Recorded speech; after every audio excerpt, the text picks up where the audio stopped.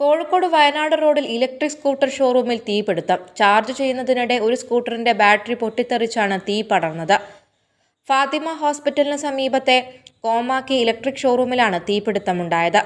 MN ടവറിൽ പ്രവർത്തിക്കുന്ന Exxon Motors ഉടമസ്ഥതയിലുള്ള കോമാക്കി ഇലക്ട്രിക് സ്കൂട്ടർ ഷോറൂമിലെ ഗോഡൌണിലാണ് തീപിടുത്തമുണ്ടായത്.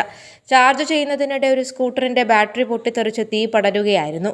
സർവീസ് വിഭാഗത്തിലിരുന്ന 10 സ്കൂട്ടറുകൾ പൂർണ്ണമായും, 2 വാഹനങ്ങൾ ഭാഗികമായും കത്തിനശിച്ചു. 17 ലക്ഷം രൂപയുടെ നഷ്ടം പ്രാഥമികമായി കണക്കാക്കുന്നതായി പോലീസ് പറഞ്ഞു. സംഭവം അറിഞ്ഞയുടൻ ബീച്ച് ഫയർഫോഴ്സ് എത്തി തീയണച്ചു. News bureau, Kozhikode.